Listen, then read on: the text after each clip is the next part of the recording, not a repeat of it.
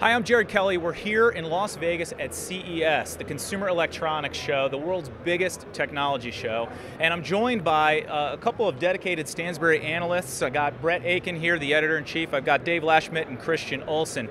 We're here to look for the new future technology companies, the kind of companies that can generate 500, 700, even 1,000% returns for investors over the coming years.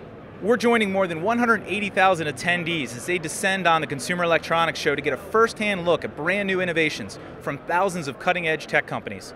Since 1967, thousands of products have been announced or unveiled here at CES. Everything from the VCR, the camcorder, the compact disc player, to the DVD player, HD TV, virtual reality, and more. Some of the most life-changing technologies of the last half-century. In the last few years, our team has found some of the biggest winners at conferences just like this. Winners like NVIDIA, which could have handed well-positioned investors as much as 509% after we recommended it. And this week, we're looking for the exact same kind of opportunities. So Dave, after everything you saw this morning, what do you think had you the most excited? Well, I think the big screens finally have gotten to the point where movie theaters and sports venues should be worried, because you can just get a vastly better visual experience without paying $30 to park, $10 a beer, and to bring everyone down concrete steps. Yeah, so talk to us a little bit about, we saw tons of different types of monitors or huge, massive walls that are now interactive televisions. What in particular has you most excited? LCD screens, which are flat panels, pushed out the box television, right? So basically a three-dimensional box became a two-dimensional screen. Well, what LG had is basically a one-dimensional screen. It's just a line, and then the line rises and it's a two-dimensional screen. So you can put it in front of your view. Your furniture can look out to your vista, it can look out to the beach, it can look out to the city, and then when you want a TV set, your TV set rises to appear. And it's got the most potential of anything we saw here.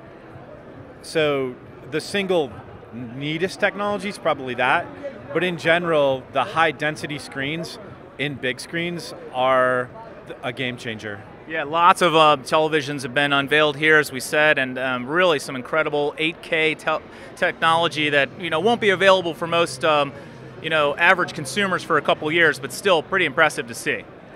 Yeah, so the normal limit that humans can see as 20/20 vision is 4K, but we know that humans can see a candle at a mile in the dark.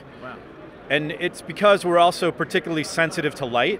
So if you have a high contrast ratio, if you have good blacks and good lights, you can see points of light, and that's really what an 8K provides. So we saw sweat on dancers at Rio, so it makes it seem like you're there. So not only are sports venues and cinemas in trouble, but so is Rio, because now the visual experiences on 8K are as good as you'd get in real life.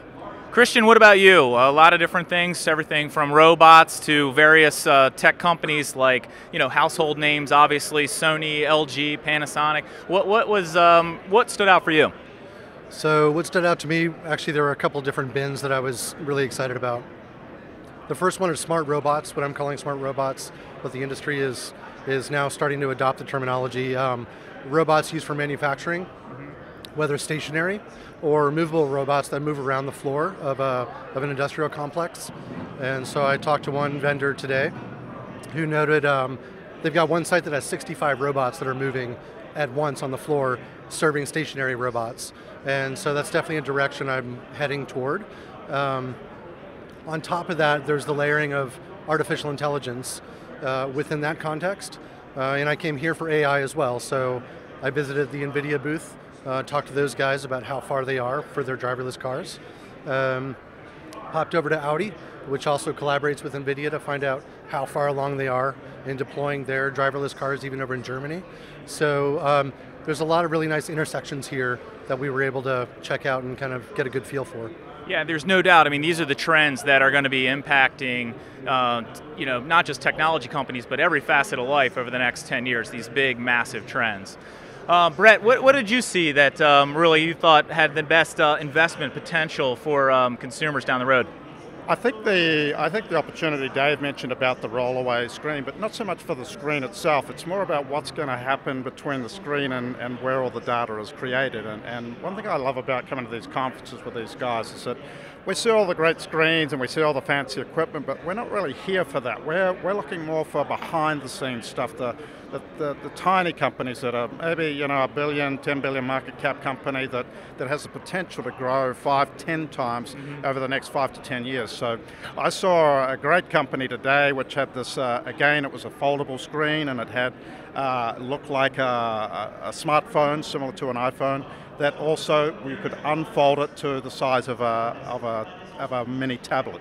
So that was technology that's not available in the States yet, but it is available in China, and we spoke with the guys there and they're developing that. So we're going to look into some of that technology, how they're doing it, how they're building it, when will that become available for countries, developed countries like the United States, Europe, and some other parts of Asia.